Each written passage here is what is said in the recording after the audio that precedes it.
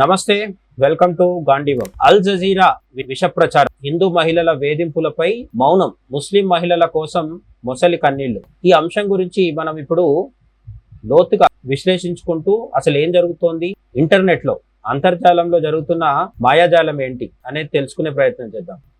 భారతదేశంలో ఒక విచిత్రమైన పరిస్థితి కనిపిస్తుంది. బాధితులు ఎవరైనా కొన్ని వర్గాల వారికి మాత్రమే బాధితుల హోదా దక్కుతుంది. ముఖ్యంగా హిందూ మహిళలపై జరుగుతున్న దాడులను, సోషల్ మీడియా వేధింపులను కావాలనే అణిచివేస్తూ అల్ జజీరా వంటి సంస్థలు ఏకపక్ష కథనాలను వడ్డిస్తున్నాయి. దీనిపై క్షేత్రస్థాయిలో ఏం జరుగుతోంది తెలుసుకుందాం. హిందూ మహిళలు ఏళ్ల తరబడి ఇస్లామిస్ట్ గ్యాంగుల చేతిలో నలిగిపోతున్నారు. లవ్ జిహాద్ పేరుతో హిందూ అమ్మాయిలను ట్రాప్ చేయడం పరిపాటిగా మారిపోయింది. వీటిని కల్పితమని ఎగతాళి చేసే గ్యాంగ్ మన దేశంలోనే ఉండటం మరొక పెద్ద విడ్డూరం, విషాదం కూడా.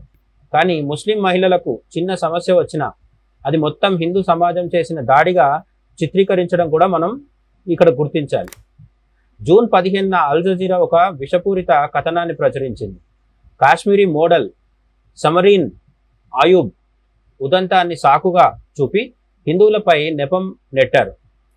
కాశ్మీరీ ఏఐని ఉపయోగించి ముస్లిం మహిళల ఫోటోలను అసభ్యంగా మారుస్తున్నారని అల్ జజీరా ఆరోపిస్తోంది. అల్ జజీరా దీనిని హిందూ పురుషుల కుట్రగా ప్రచారం చేస్తోంది. Centre for the study of organised hate, CSOH, centre for the study of organised hate అనే సంస్థ నివేదికను వీరు అస్త్రంగా వాడుకున్నారు. హిందూ మహిళల పట్ల జరుగుతున్న దారుణాలను ఈ నివేదికలో ఎక్కడా ప్రస్తావించలేదు. అసలు నిజం ఏమిటంటే, సోషల్ మీడియాలో హిందూ మహిళల ఫోటోలను మార్ఫింగ్ చేయడం ముస్లింలకు వెన్నతో పెట్టిన విద్య. డిస్కార్డ్ వంటి ప్లాట్ఫామ్లలో హిందూ అమ్మాయిల నగ్న చిత్రాలను ప్రచారం చేస్తున్నారు. వారి శరీరంపై I love Muslim, Hindu SLUT అనే ఇంగ్లీష్ అక్షరంతో బూతు వాడుతూ రాయించి అవమానిస్తున్నారు. ముస్లిం పురుషులు హిందూ అమ్మాయిల ఫోటోలతో నకిలీ వీడియోలు, నకిలీ ఐడీలు సృష్టిస్తున్నారు. ఫోన్ సైట్ల నుంచి ఫోటోలు సేకరించి హిందూ మహిళల ముఖాలను చేరుస్తున్నారు. సీరియల్స్లో దేవతల వేషాలు వేసిన నటిమణుల ఫోటోలను కూడా వీరు వదలడం లేదు. ద్రౌపది, పార్వతి వంటి పాత్రలు పోషించిన వారి ఫోటోలను అసభ్యంగా మార్చడం మరింత దారుణం. జయా కిషోరి, దేవి చిత్రలేఖ వంటి వారిని కూడా వీరు లక్ష్యంగా చేసుకుంటున్నారు. జయా కిషోరి, దేవి చిత్రలేఖ వీరిద్దరూ భాగవత కథ చెప్పే హిందీ భాషలో భాగవత ప్రవచనాలు చేసే యువతులు. వీరికి ఇంకా పెళ్ళి అవ్వలేదు. దక్షిణ భారతదేశంలో వీళ్ళు ఎక్కువగా తెలిసే అవకాశం లేదు, కానీ నార్త్ ఇండియాలో చాలా పాపులర్. వీళ్ళు ఇంకా అవివాహితలు కాబట్టి వయసు తక్కువే ఉంటుంది. అలాంటి యువతుల భక్తి మార్గంలో ఉండి అనేక మందికి ప్రేరణగా నిలుస్తున్న భక్తి మార్గంలో ఉండే వాళ్ళని కూడా బూతు ఫోటోలతో మార్ఫింగ్ చేసి సాడిస్టిక్ ఆనందాన్ని పొందుతున్నారు కొంతమంది ఆన్లైన్ ముస్లిం ఉన్మాదులు. ఎక్స్ అంటే ఇప్పుడు ట్విట్టర్లో, రెడ్డిట్, ఫేస్బుక్ అంతటా ఈ మురికి పనులు సాగుతూనే ఉన్నాయి.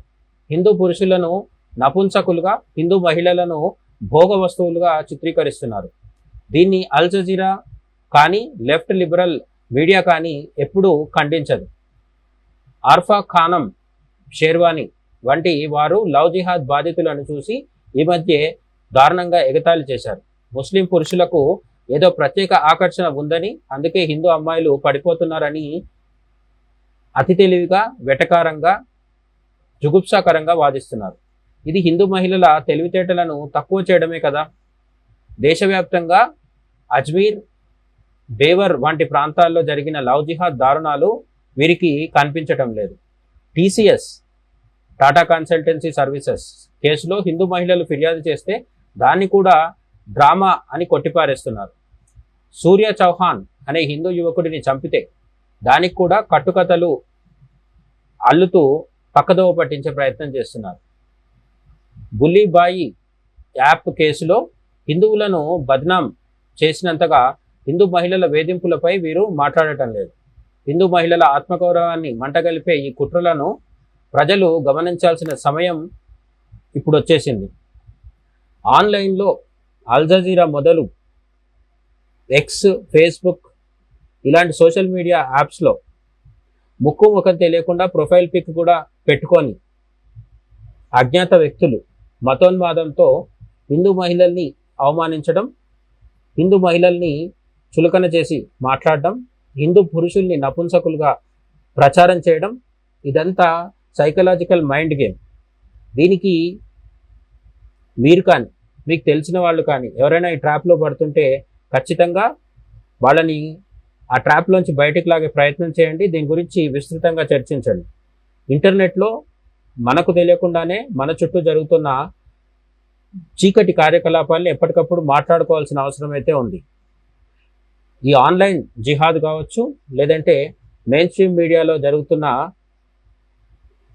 సైకలాజికల్ మైండ్ గేమ్ కావచ్చు, వీటిని మనం గుర్తించి జాగ్రత్తగా ఉండాల్సిన అవసరం ఉంది, తిప్పికొట్టాల్సిన అవసరం కూడా ఉంది. జై హింద్, జై శ్రీరామ్.